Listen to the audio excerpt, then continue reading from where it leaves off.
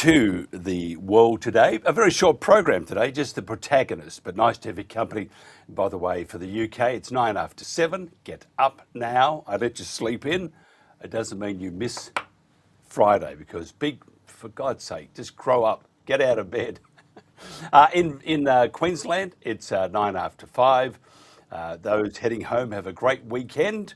Don't forget the brolly. And for New South Wales and Victoria, it's 9 after 6. So have a magnificent weekend on the Gold Coast, which is the centre or the epicenter of the universe for intelligence and lubrilips, Botox and a beach. Leave out the intelligence bit. But we're going to have rain all weekend. So there you are. So I mentioned the word barbecue. See what happens? It rains. Now, ISIS brides and their children have ignited a firestorm for the government. Now, true to form, Anthony Albanese and Tony Burke are running for cover, and the coalition are playing dirty politics. The fact is that ISIS brides have been repatriated under this and previous governments. Australians need to know whether these individuals are or not a security threat, and surely this is essential. The questions need to be answered. If they are not and can be successfully integrated back into Australian society as good citizens, the government should just say so. Why can't they say this? Now, this leads to another question, such as, is the Australian government jumping to the tune of an ISIS-led government in Syria, now supported by the US and its allies, that wants foreign citizens repatriated for their own reasons? The tragedy of Bondi was ISIS-inspired. Australians still have no idea what security features or failures occurred in the lead up to that tragedy and on that very day. Australians should be demanding proper answers from the government rather than the political spin playing out on mainstream media and some of the independent media outlets too. A Royal Commission won't give us the answers but buys the government time and will most likely lead to more concentrated power and fewer rights for law-abiding citizens. Now, our panel today is Shane Shmuel. He's from the Australian Jewish Association. Jason Olbourne, host at channel51.com.au, and Shane Healey, terrorism and youth justice expert. Gentlemen, thank you for joining me. I want to fire off the first question to Shane Healey. Shane, are the ISIS brides a risk to Australia? You probably need to turn your mic on. There we are. What does risk to Australia mean? Are they going to, because there's difference between risk and threat. All right, well, same thing. Threat. So when you say risk to Australia, like in what context? Are they damaging a reputation? Are they going to conduct an attack? Is there a threat problem? Like, this is where the hysteria really starts, is the definitions. So they've been assessed. And for example, I'm looking at one of the Zahab, Aminullah Zahab's assessment right now. Low risk. She's not an ISIS member. She was never an ISIS member. She followed a family member over there, and under Sunni Salafist ideology and religion, she just gets incorporated and swept up. She was put before an assessment by the Iraqi government, who deemed her to not be a member of the Islamic State, which is why she was in the refugee camp and not in an Iraqi jail, as there are many Australians with death sentences that the Iraqi government deemed to be members of the Islamic State. So when we say risk, do we really mean threat? And threat is intent and capability. Do any of these women have the intent to target Australian citizens? No, not at all.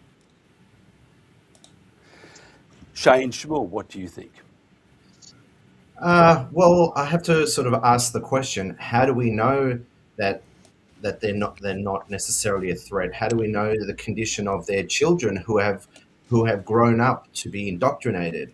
At the end of the day, we had two people in Sydney. One was on ASIO's watch list, and yet he still went and carried out the Bondi attack in December. So when the government is telling us that they're assuring us that they're not a security risk, how can we trust their judgment given the son of the pair in December that he was on ACO's list? So how do we have faith when they've denied that they're coming here as well for several months? I think people have little faith in what the government is actually telling us in regards to these ISIS brides. I conducted the risk assessments in the camps.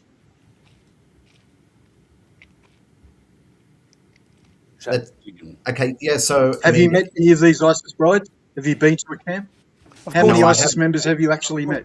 I haven't met any, but but as an Australian, we had two here on their watch list. Well, one was on the watch list, and it still slipped through the cracks. So how can Albanese and Tony Burke give us ordinary Australians the assurance that nothing is going to happen once they do arrive here? And in particular, how do we know that they're not going to fall in the hands of some of these hate preachers like Wissam Haddad and Sheikh Dadoun? And, it's just... Okay, so when was the date of the first repatriated family? Okay, hang on. So when was the date of the first repatriated family out of a refugee camp in Syria? I don't know the actual original date. June 2019. June 2019 was the first family repatriated from a Syrian camp to Australia, and that was Khalid Sharif's kids. They have not conducted any issues in Australia in 7 years. Well, so do we know the assessment process we undergo? Yes, we do. And the assessment process that they go through overseas, and then the intervention and rehabilitation inside Australia, is extensive. So the other thing I'd like to get some clarity on, when they left this country to join this death cult, they also swore their hatred towards Australia, the end of Australia, and the end of the West. So what evidence have you got that any of them did that? What evidence do you have that any of them actually did that? We saw that some of them, I don't know if in particular these ones, we did see it on our own TV screens. When? So when? I don't when know. Did you see any of this cohort? Well, then where does that accusation come from? That's just misinformation and an accusation we actually with no saw evidence. it on our TV screens when they left. When did they leave? I don't remember the exact dates, but I'm just saying when they actually left. Well, then you didn't see when it on your some of them TV left screen. to go overseas, they swore an allegiance to ISIS. When did they take the abaya? That is how you swear allegiance to ISIS. When did they take the abaya? How do you know these women took the abaya? I don't know if it's specifically Well, these women. So then where's There that was some accusation women. come So I'm from? not spreading misinformation. I'm actually communicating what we saw on our TV screens back then. When did you see on your TV screen? Now, I was the first intelligence analyst into the caliphate in 2014 targeting them. I've interviewed and killed more ISIS members than any Australian. So I'm no fan of ISIS. But I want to know when you saw any of these women on TV leaving Australia and taking the abaya and joining on. I don't, like I've said already twice, I don't know specifically about these women, but some of them that left Australia at the time did swear allegiance. So for us Australians, we are concerned of what they're bringing back. And I think we have every right to feel that concern after what we saw. Which is why they get assessed. Okay, Shane. So what do you? But okay, let's go back to Lint. No. Let's go back to all the other incidents that have been that the joint counter-terrorism teams have stopped.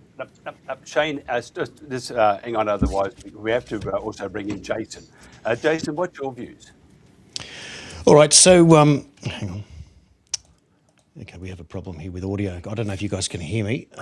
We can. Okay. All right. I apologise for that because at my end there's just a few technical issues. Also, because it's a beauty contest, I'm glad that I'm actually not seen at the moment. So I would run forth. You know, the thing that I've been trying to get my head around in this whole competition at the moment of ideas with the ISIS brides is just trying to find where, if any, is a middle ground. And today I'm reading about the mothers of the children who are saying the government owes it to the children to be able to do the right thing by these kids who are the innocent victims of this whole process. And so you look at it and then you think, well, what are you demonstrating that says that you want to participate again in Western society?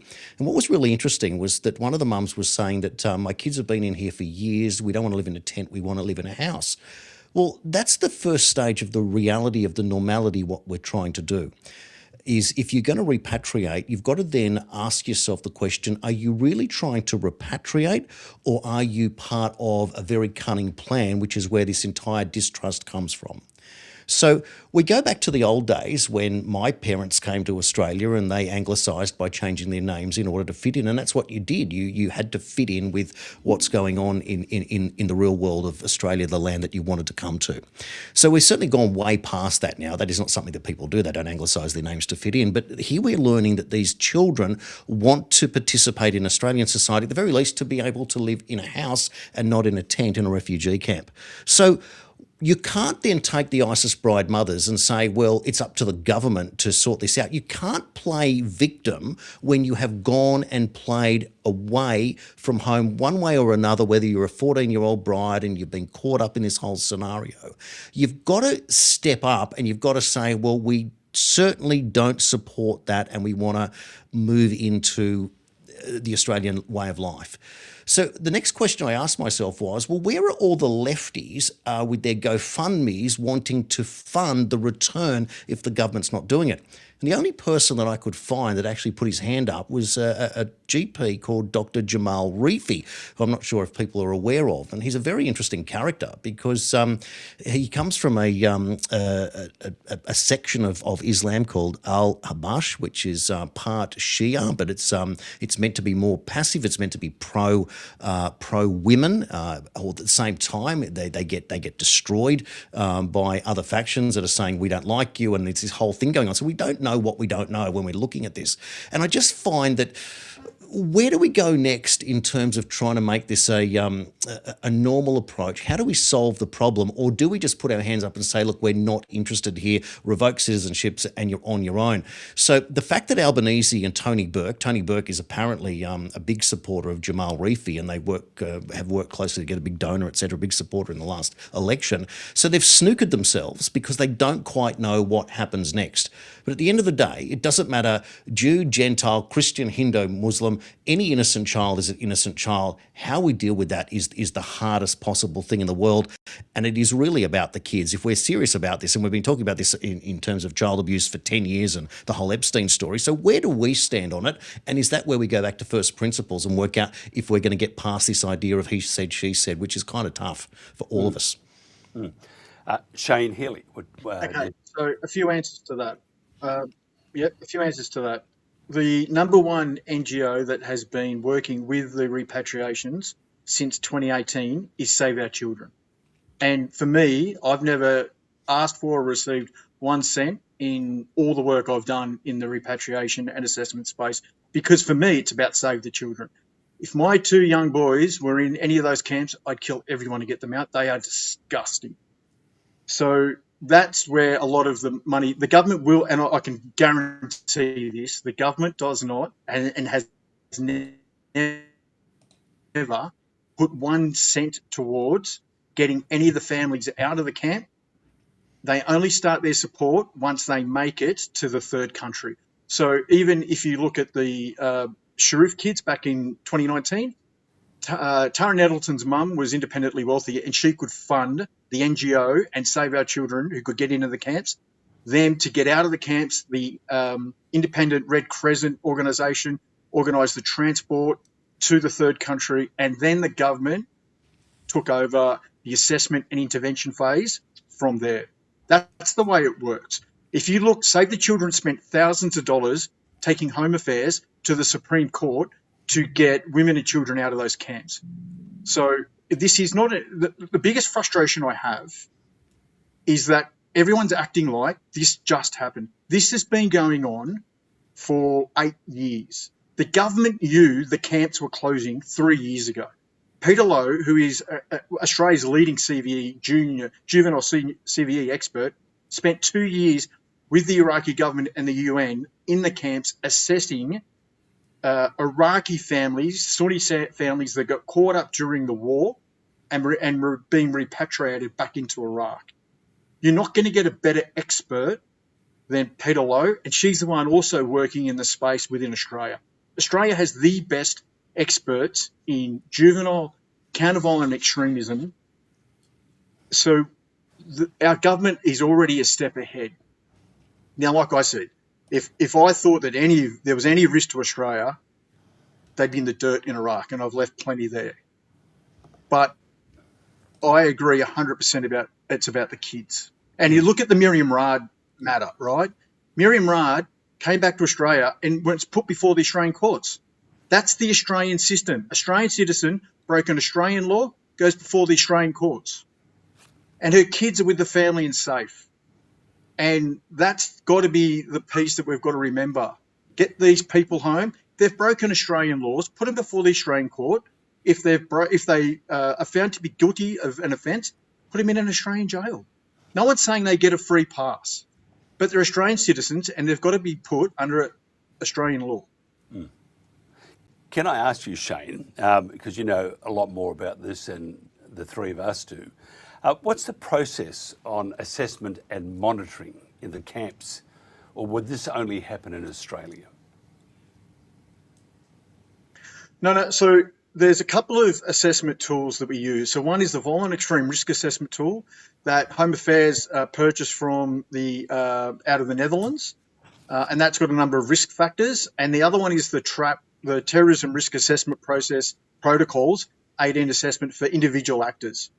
And again, they're professional structure tools that have a number of indicators that you interview, you look at their history, you look at their presentations, and you put together a risk profile. If you actually go to my X account, I posted some of this up a couple of days ago to give people an understanding of what those risk categories and how that looks. And so you put that, and that's the same process. So everyone who gets charged with a terrorism offence in Australia that goes before Australian court goes through the Vera 2R process too.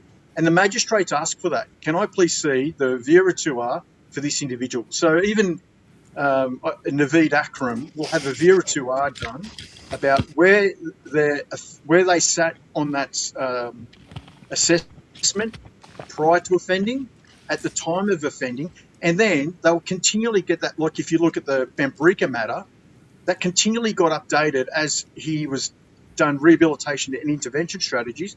And then when a magistrate deems that there is a low risk to Australian society, they might get bail or parole or go into an extended supervision order. But that's why we have continued detention orders. So if any of these women come back and they break Australian law, or they're deemed to have broken Australian law and they go to Australian jails, there's still mechanisms to keep them in jail in Australia.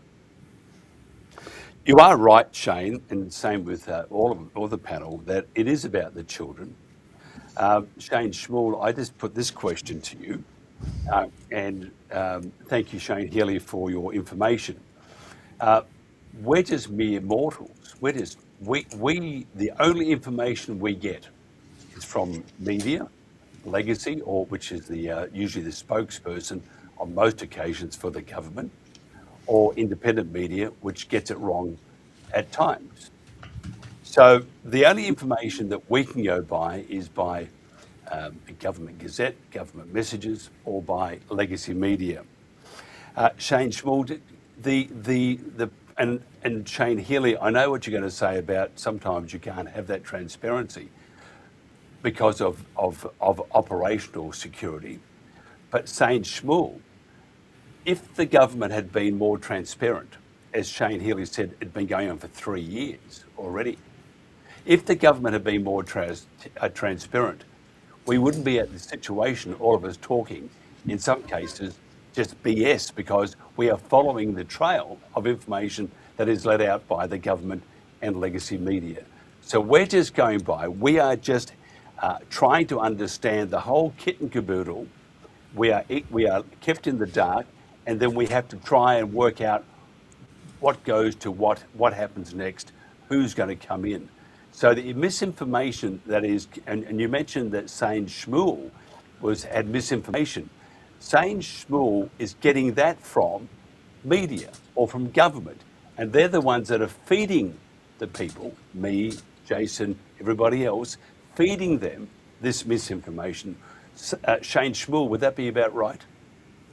That is correct, and that's exactly where I got the footage from originally several years ago. So I don't remember the date, but that's where we all got that information from. But I think also the fact that when asked about it, there's constant denials, and then we find out later. That they're coming, and so that's because of that lack of transparency. We're asking those questions, but then also on the flip side. We're seeing a lot of Israelis having their visas denied over something that they might have said, but they're coming here to speak at a forum about a completely different topic. And so we're seeing different rules here, and we're seeing what we're seeing with Tony Burke is, and this is where several of the questions are coming from, is that he is doing what he can to keep his voter base and constituency happy, to save his seat and to save their government. A million Muslims versus 100,000 Jews in Australia, there's not a consistent approach across the board. And that's where there's a lot of distrust with this current government. Jason, what do you think? Well, this is, again, the scenario, isn't it? The lack of trust. Also, as Shane just explained there, the lopsidedness in population size is another interesting one that a lot of people don't really quite get their head around, and many would justify that it doesn't kind of mean a whole lot, does it? But if you think about, what are we talking about? 15 million Jews in the world, 2 billion Muslims in the world, just for comparison, and this crazy lopsidedness that ensures. And of course, you have an Australian public that has been on edge one way or another, whether you start from the COVID period and those people that bucked the system, let's say, back then, and they've got one opinion now on what's happening here in Australia. That's led to this huge upsurge in support for one nation.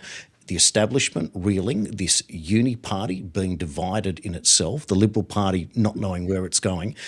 We are in a very confused scenario in Australia. And then you pile on cost of living and all of a sudden everyone's losing their minds, literally. And I know this is kind of going off topic, but if you're trying to get some form of consensus or trying to work out, have the Australian people got any more patience for anyone but themselves at this point, with a government that when it sees cost of living crisis puts its hands up and says we're just going to keep spending money on our agendas. You have a country that is literally going in a tailspin, and I don't know where we're going to find a genuine middle ground here, or are we headed for some sort of political revolution? South Australian election coming up shortly will be interesting to see if there's any sort of feedback there. And then you get into this other scenario where the opponents of the Labor Party juggernaut can't get traction at any level. So is it going to be an accidental victory, or is Labor going to get in again on some sort of default mechanism with the Australian people, and nobody is happy at that point? I just don't understand where we're going to find a middle ground at this point, because we are just all on edge with everything.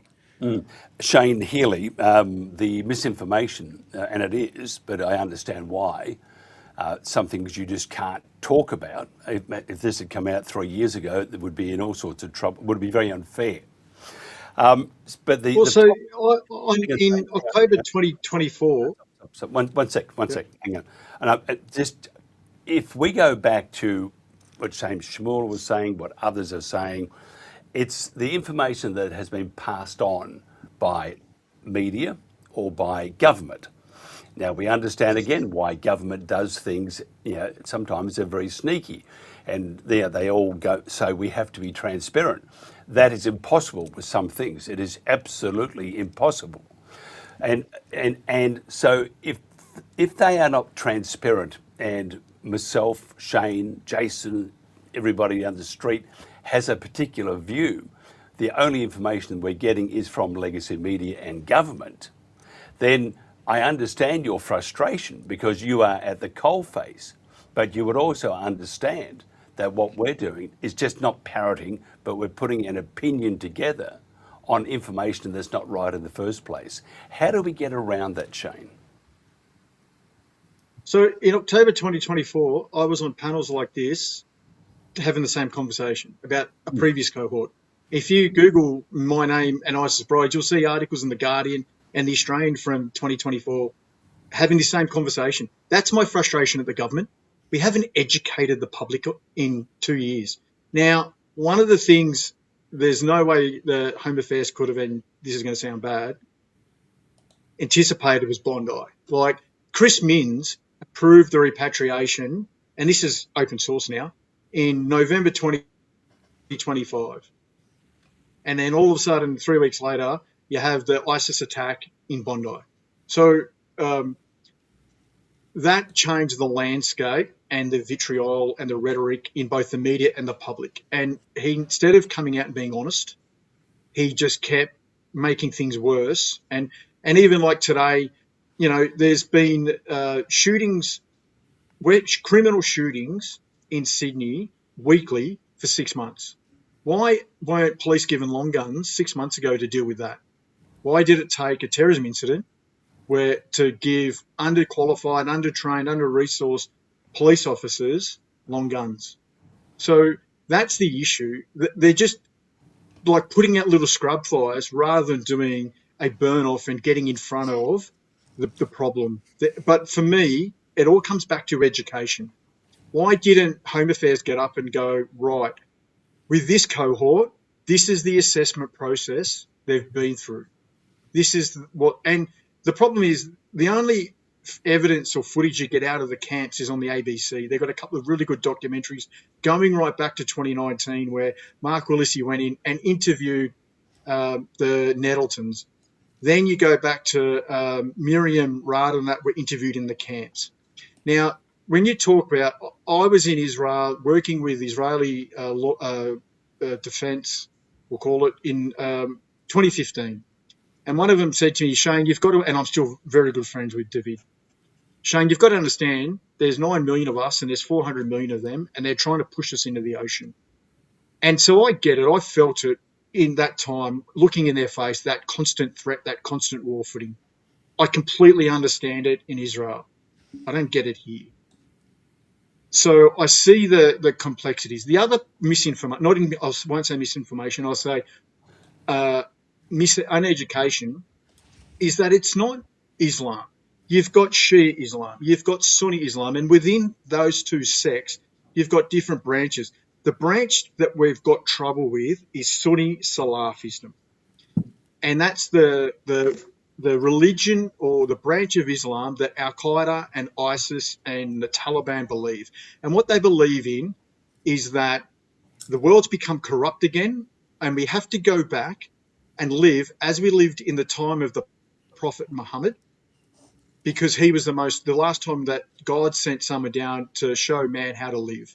And they believe that they can use force to make us all fit into that ideology. Now, in 2025, there were over 3,000 ISIS attacks in Muslim countries, killing over 5,000 people. So they target other Islamic sects more than they target the West. That gets lost in this discussion too. Mm.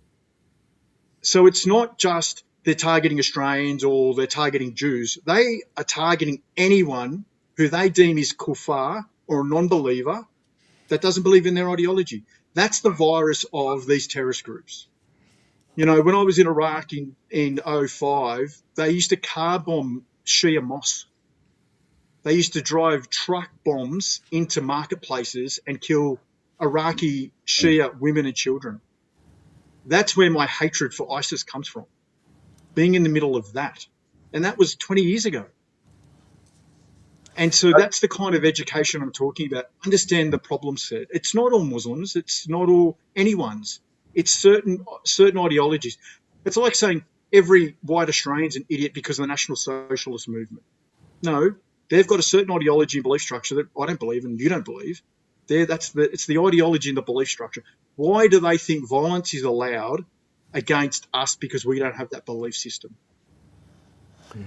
And Mike, can I just jump in there? Yeah. And what Shane just said goes back to your question before about the media. And what we don't see on the media is exactly that point, because they do attack, and these are radical Islamists not just there in the Middle East, but like in Nigeria and Congo and so forth. We don't hear anything about what happens there.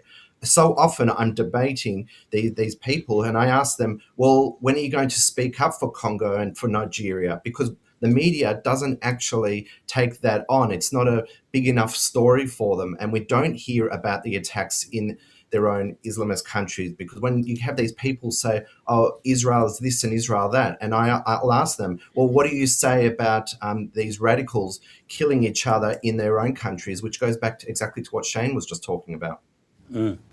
Jason, oops, wrong one. There you are. Sorry, cut Shane off. Jason, the media itself, and you worked with me at TNT Radio, and part of the reason why, and I always say this, we're not here, or TNT is not here, was because we wouldn't follow an agenda, and many times we got it wrong, but all the other times we got it right, and if we were wrong, we were to admit it, but we dug deep and tried to tell the truth, and our staff, our people that work for us, including yourself, and we had a lot of Shane Healey, we had a lot of intel people from all sorts of organisations, and we were a little more privileged to know further the story, and you and I would probably have an argument on one of those, but so we were very lucky, but we did tell the truth, and as I said, when we made a mistake, we checked ourselves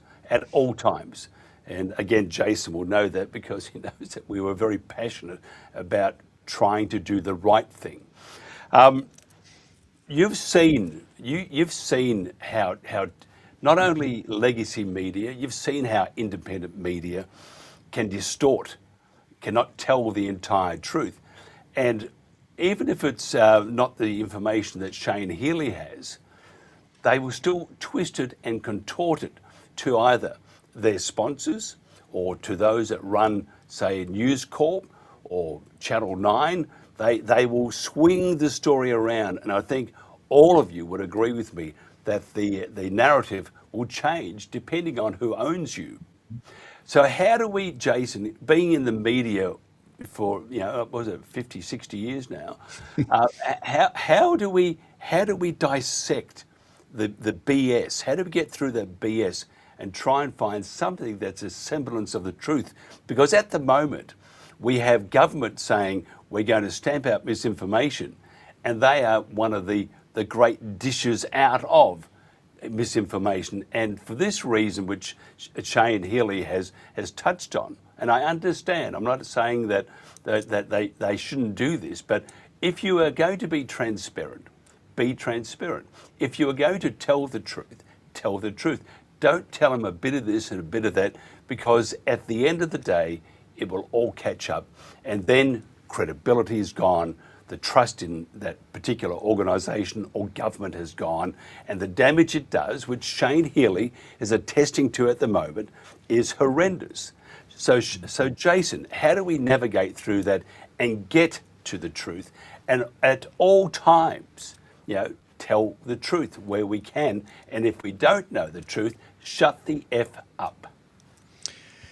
Mike, this is the age-old question, isn't it, for independent media in this country that has stemmed from multiple different angles, such as citizen journalism from those that were working in mainstream media that for one reason or another left that, went back into normal life and then got back into it during the COVID period. Was the great reset of media, if you will, because that was where we were certainly divided, had a lot of time on our hands, etc.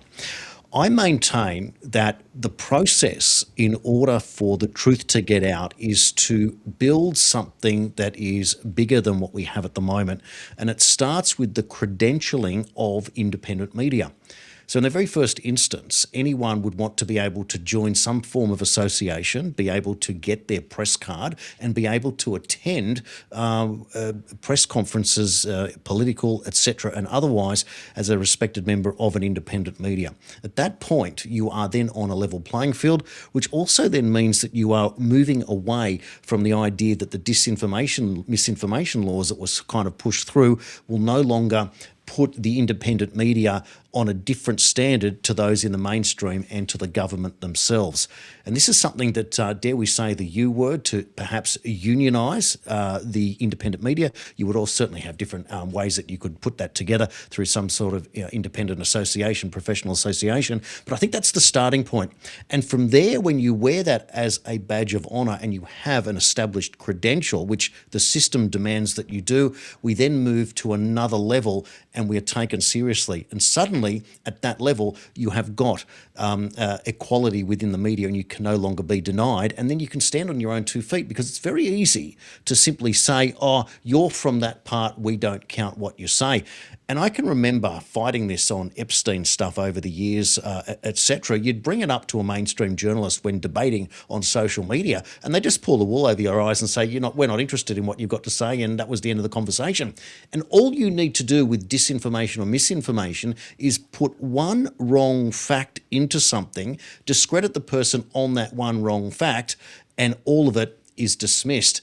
And Hillary Clinton is the master of it, which we saw today, just to go off track again. But I think that's the big picture of where we've come from, because we have been burnt and tarnished over the years for getting everything right, as you mentioned earlier, certainly on COVID intel, certainly on Epstein intel that we were mocked at for many, many years as just two of the big stories of our time, Mike. The Shane Healey, looking at Bondi, I have to say I was appalled at operations with the New South Wales Police Force. That's just me, and also the government, both federal and state governments, and then all the state governments around Australia decided to hop on their bandwagon and become very virtuous. Now, as a terror expert, as a military person, as you're very strong in your beliefs. How can it just two questions rolled up into one? How inept were they, all those that I've mentioned, in regards to the Bondi killings, which was appalling? And are we still open to a reenactment not too far down the track? Shane Healey. So I'll answer the second one first. Can you hear me, Mike? Yep. I can indeed. I'll answer the second one first. The yes is the short answer, and will always be the greatest threat to Australian society at the moment is that individual and small group lone actor threat, active shooter. But you go back to ISIS Khan, who was another ISIS fighter that conducted stabbings. He just picked a kitchen knife up, ran outside and started stabbing people. ISIS have done it, and Al Qaeda have done a very good job in producing online magazines, Inspire, Dabiq, telling people how to conduct. The Manchester bombings were actually the bombs that they built were from one of those magazines, and it was how to build a bomb in your mum's kitchen. So they didn't have to do any real research or external training. They got that information. So that's the greatest threat to Australia. So, and that's the greatest problem for law enforcement. There's a thing we have called the detection threshold. There's certain ways that law enforcement and intelligence agencies are always looking for these groups, these actors, to pop above the detection threshold.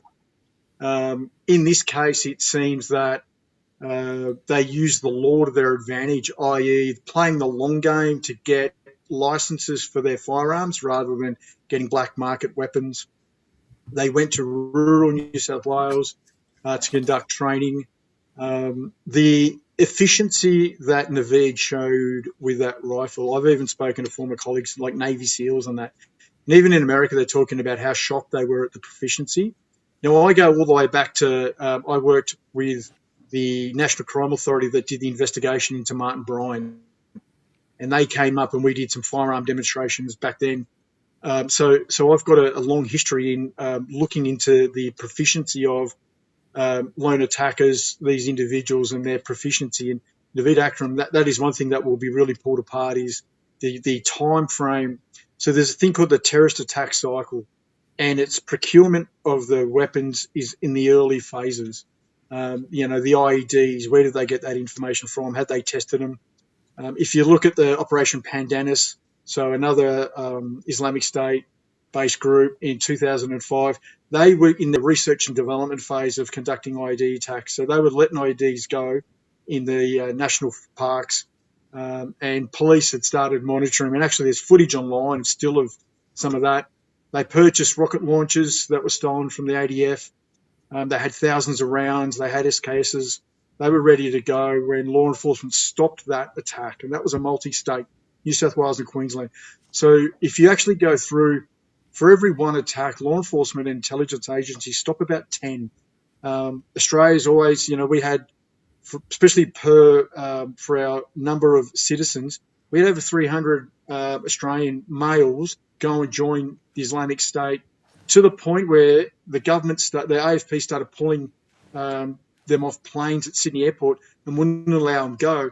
And that's when we saw an uptick in, or a spike in, attacks domestically. And that's where the Western Sydney ISIS Waliyyat started in earnest, because before that, people like Mohammed Barial were recruiting these Australians to go over and join ISIS.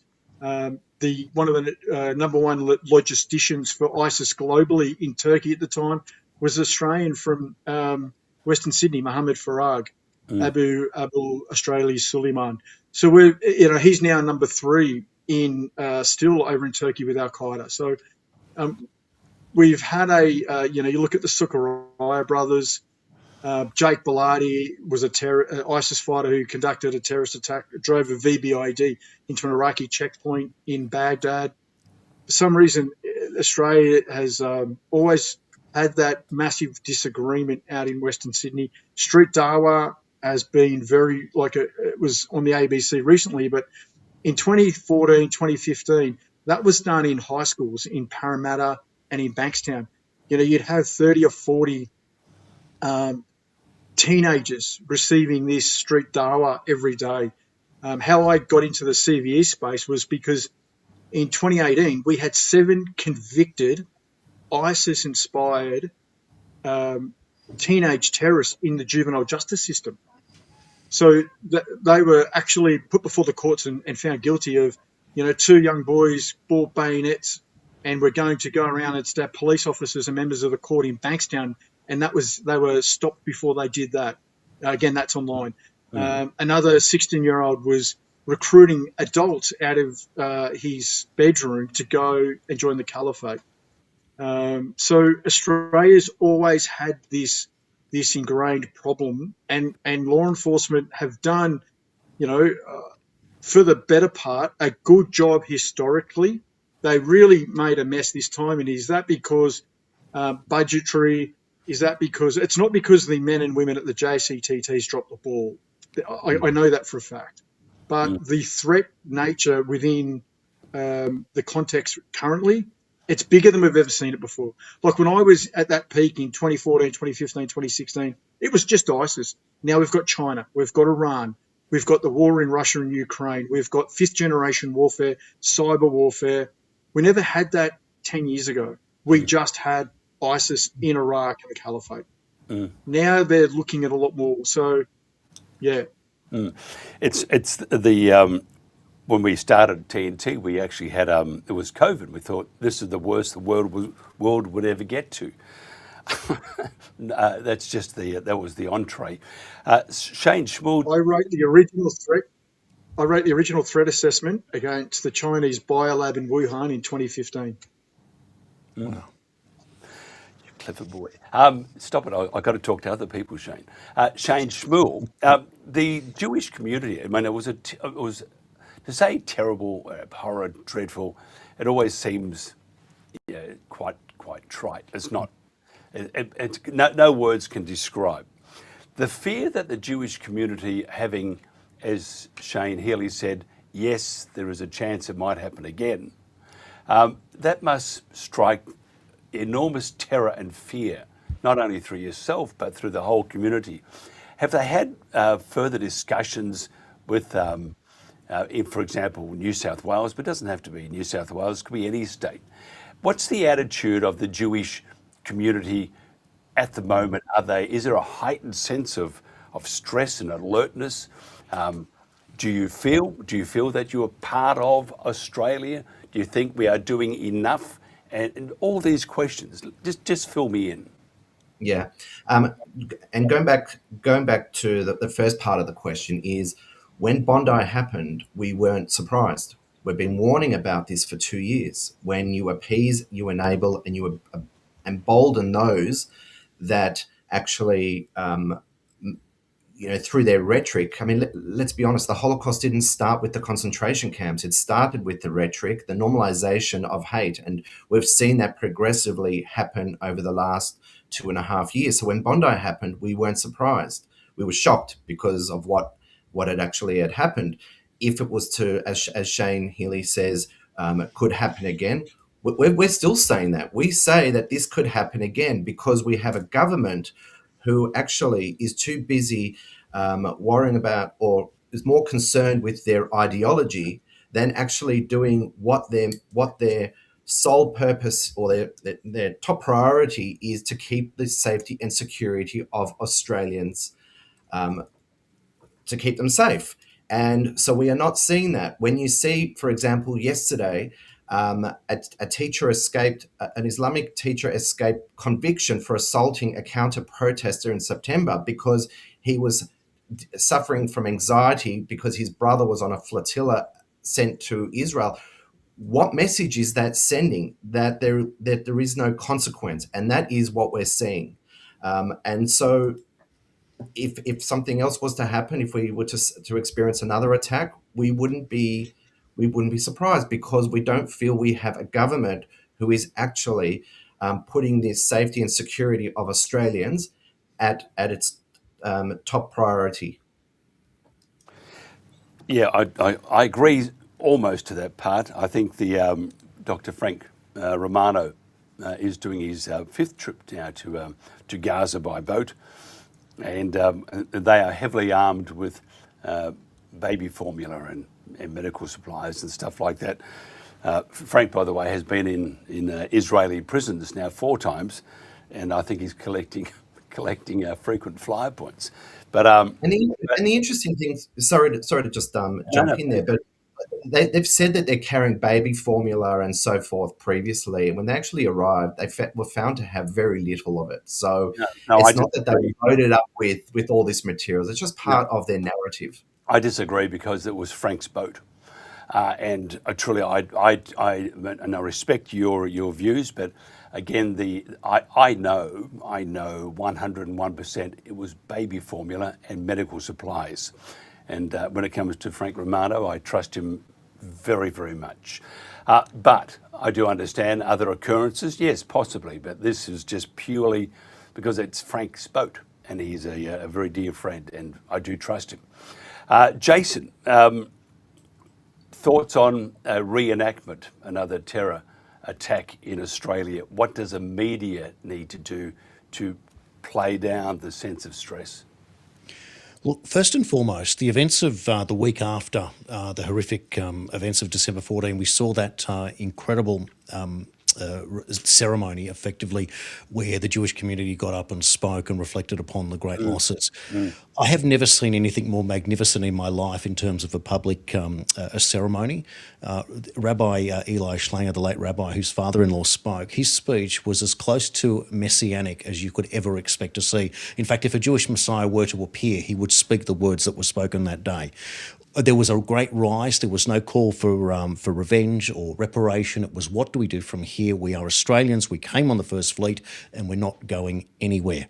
One thing's for sure, the Jewish Australian people are not the Israeli government. And you say what you like about the Israeli government, this is not the community here in Australia. I think that is the first thing that we learnt first and foremost on that night.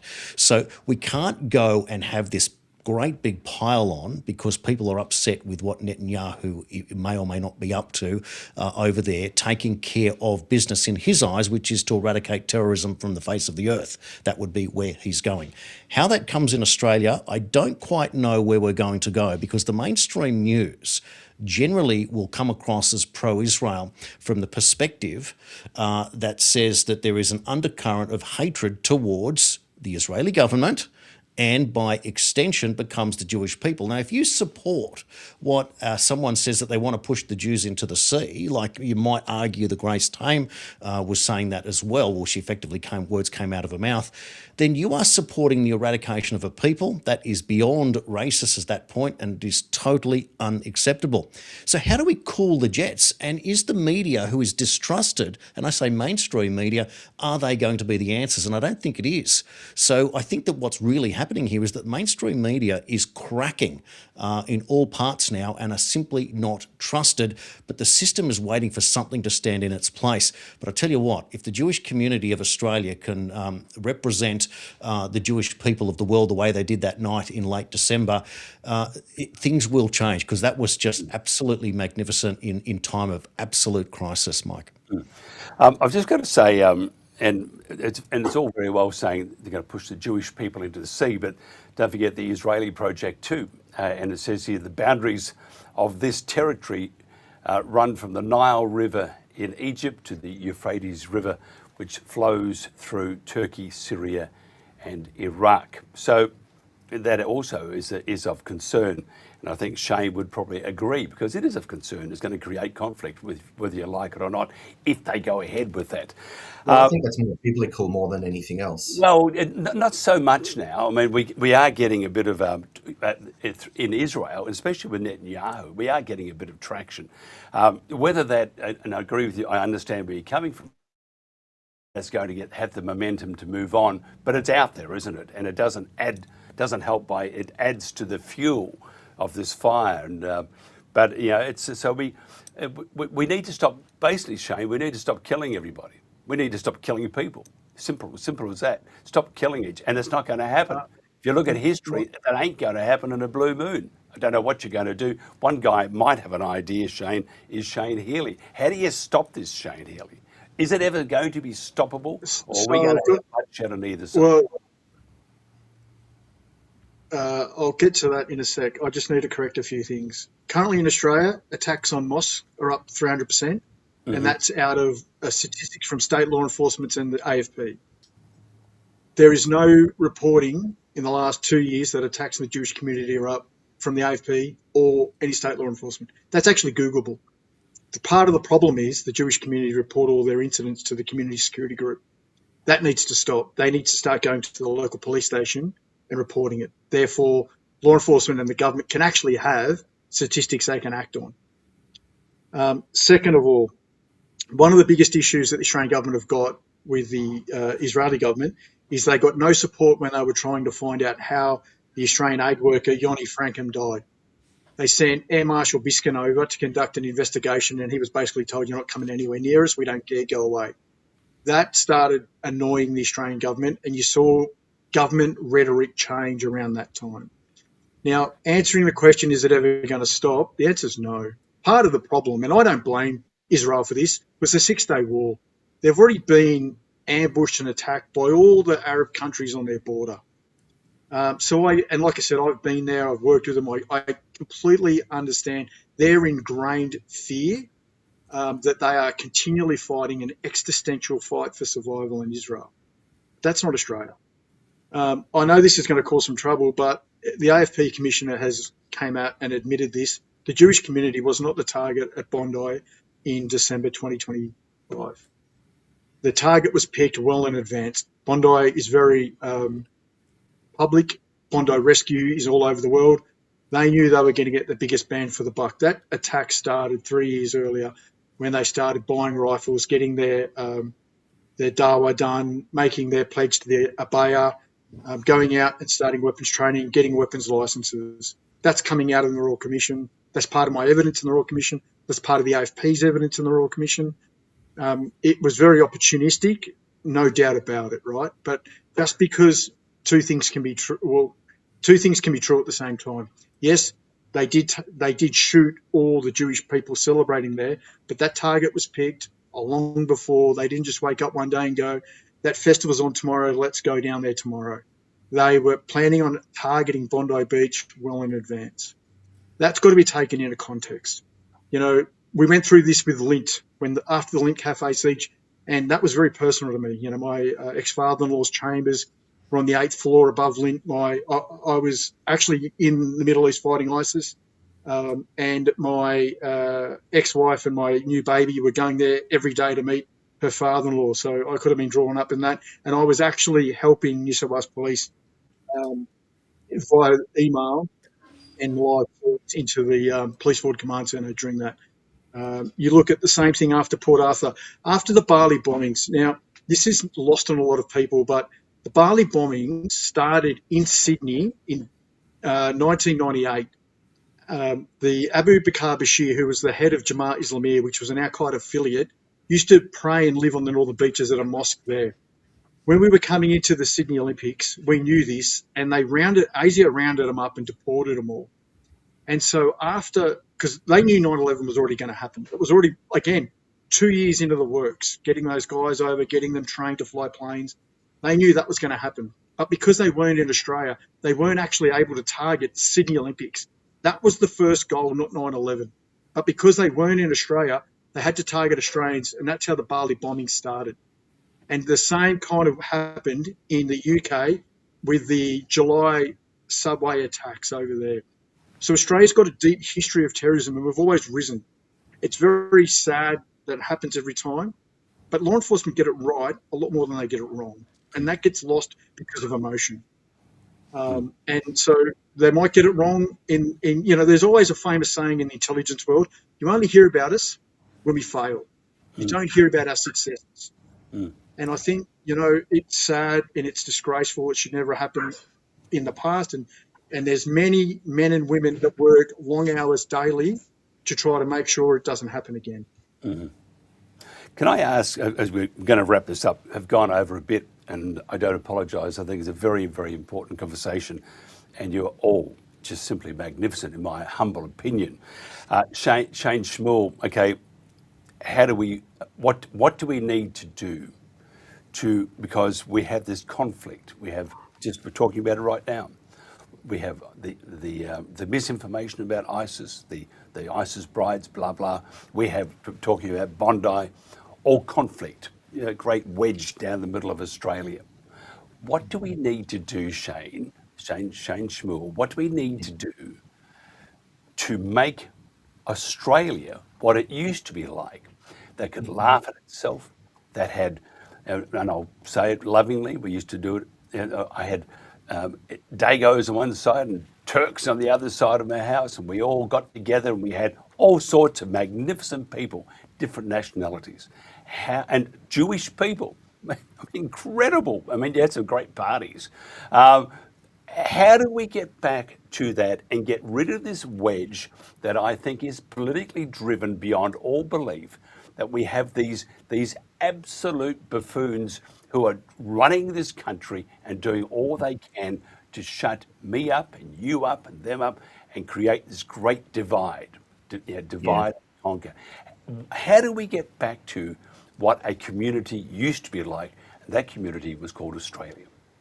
Yeah, and it's a good question, and we've spoken about this before, and I think it comes down to ideology and what we are tolerating in this country. We seem to be tolerating the intolerable and allowing that to go unchecked. And I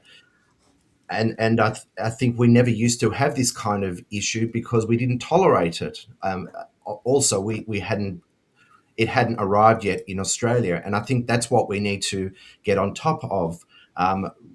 Stop tolerating the intolerable and getting back to where we were, where we don't, when I see you on the street, I don't weigh you up as to whether you're white, black, male, female, what your religion is. I look at you as another human being, and I think we need to get back to that and bringing that back into the classrooms, bringing back the love for Australia into our classrooms.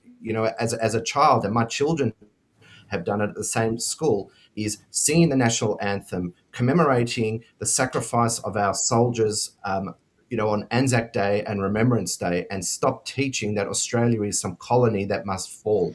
Otherwise, we will continue going down this rabbit hole. Jason, how do we fix it? How do we get back to, what are you now, 78 or something? But in your time, you would have gone to school with Ned Kelly. In your time, though, you saw Australia. It was a community.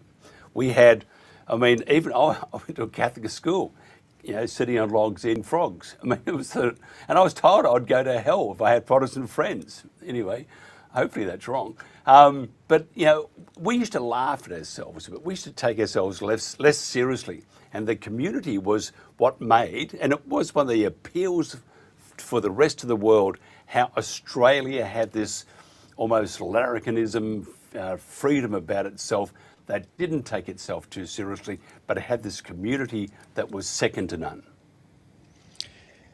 Isn't it tough to think that our best days, as described, we would consider would be behind us, but in actual fact, they've always got to be in front.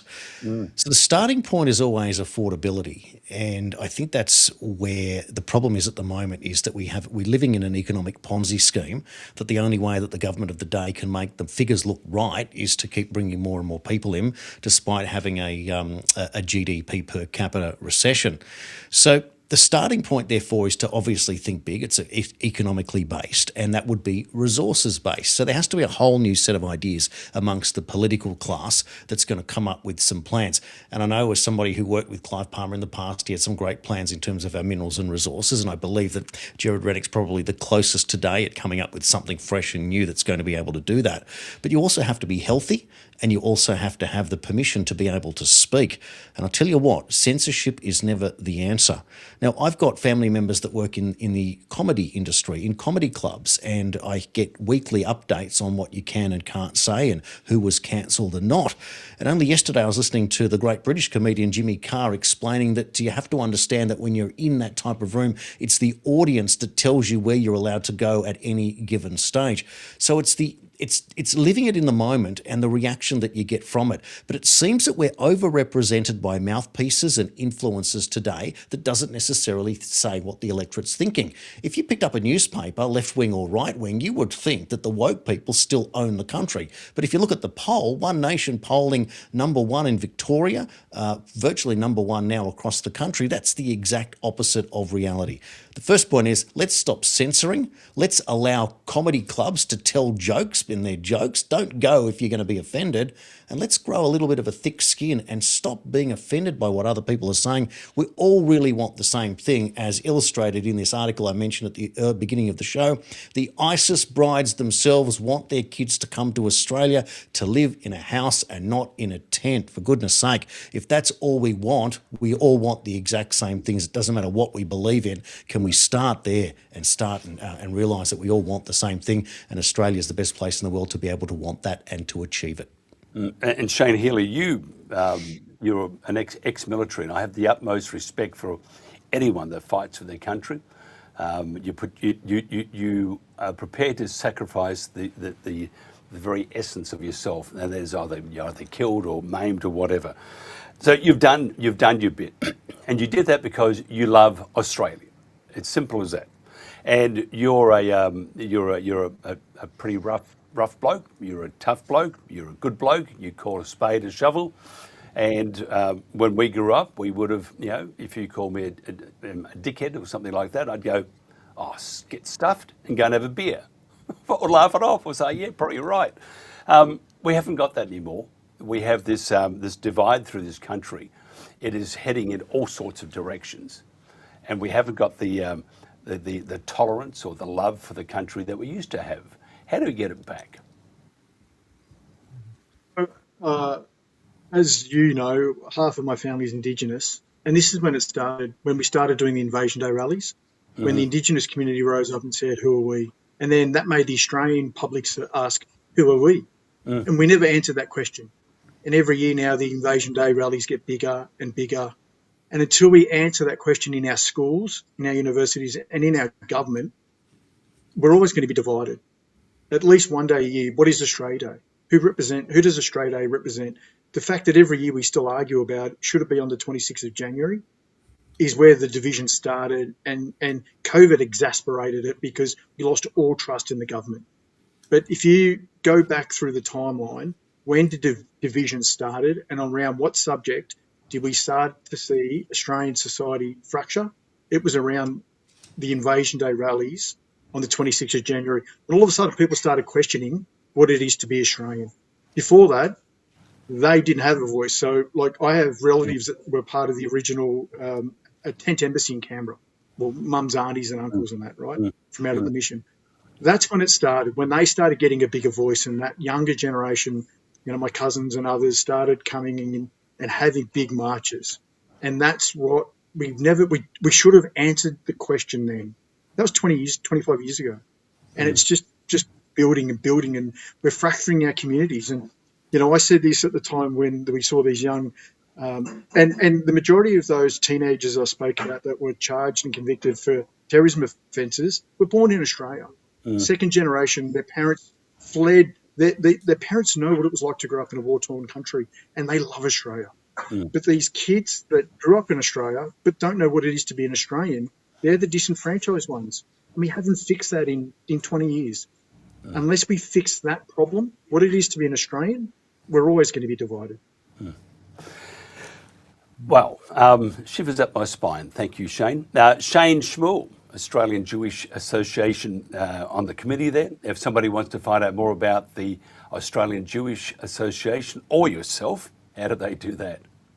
You can go to our website, jewishassociation.org.au, and you can see what we're about. You can actually, there's a page there on who is part of the group, and you'll see a bio on me and the others as well. So, yeah, check out the page.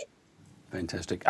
Jason Olbourne, host of channel51.com.au. Anywhere else they could find you? Look, you can find me on X at JasonQCitizen1, but all my work's at channel51.com.au, and it all starts from there, and we cover topics from all around the world with a focus on the great disruption period that we're living in right now that promises to somehow come out the other side a better world than we started from, despite where we feel we are today. And Shane Healey, as you were wrapping up before, I was thinking we have to get you on to talk about these things. So thank you very much for your insight today. Appreciate it more than you would understand, and I admire you very much. Anyone who fights for their country basically deserves the utmost respect, and I think in this country we should probably follow a little more what the Americans do and how they respect their military. Anyway, another topic. Shane, if somebody wants to find out more about you, how do they do that? You probably need to turn your mic on, just that last bit. Where's your mic? You got to turn it on. Mainly on X, Terrorist Hunter 6 is where I post and everyone can find me. We just want to thank everyone. This is the conversation that the mainstream media has been dodging since December. And conversations like this is what educates the public and takes the fear and the nonsense out. So we just really want to thank everyone for tonight. And I've got to thank all of you. It's been a great way to finish the weekend, a lot of thinking to do, and I'll do that with a few whiskies. I'm not going to tell you how that ends up, but it's not going to be pretty. Thank you very much to our audience. We appreciate you very much. We are just rejigging things a bit at the moment. And I have to tell you, we put in 24 hours, Jen and myself, between us putting out a program. That's 12 hours each. Jen is up at 3 in the morning, 4 in the morning at times, and we're getting worn out. So we've got to work out a way of not carking it on the air. I mean, just imagine I could fall over, die on the air. Great for our numbers, but not for me. So to everybody, thank you so much. We'll catch you again on Monday. This has been The World Today and The Protagonists. Have a great weekend.